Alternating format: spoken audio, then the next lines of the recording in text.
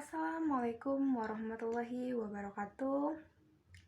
Perkenalkan, nama saya Salvi Triani, NPM 22411053 dari kelas manajemen 22C.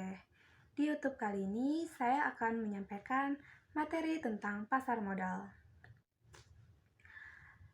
Pengertian pasar modal: tempat bertemunya perusahaan yang membutuhkan modal, emiten, dan perusahaan yang menanamkan modal, atau sering disebut investor, di pasar saham atau bursa. Instrumen yang diperjualbelikan berupa saham dan obligasi. Saham, surat berharga yang bersifat kepemilikan. Artinya, pemilik saham merupakan pemilik perusahaan keuntungan yang diperoleh berupa dividen. Yang pertama, pembagian modal menurut undang-undang. Yang kedua, modal dasar, modal pertama kali. Yang ketiga, modal ditempatkan, yaitu modal yang telah dijual dan besarnya 25% dari modal. Yang keempat, modal ditempatkan, modal sektor yang benar-benar telah disetor, yaitu 50% dari modal yang ditempatkan. Dan yang kelima, saham dalam portfolio, yaitu modal yang masih dalam bentuk saham yang belum dijual, modal dasar modal yang ditempatkan.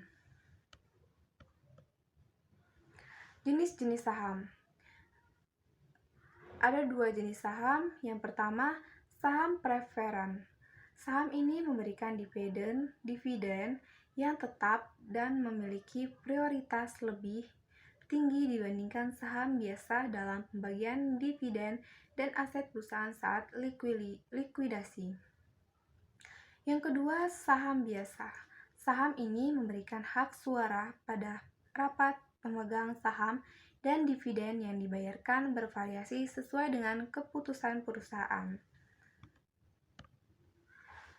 Obligasi bonds. Obligasi merupakan instrumen hutang bagi perusahaan yang hendak memperoleh modal.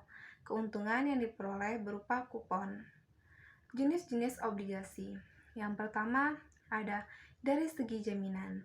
Obligasi atas unjuk, bearer bonds, obligasi atas nama, register bond.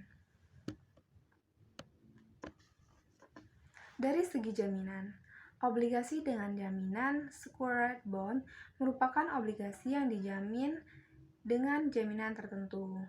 Jenis obligasi ini obligasi dengan garansi, guaranteed bonds, obligasi dan jaminan harta, obligasi dengan jaminan efek, dan obligasi dan jaminan peralatan.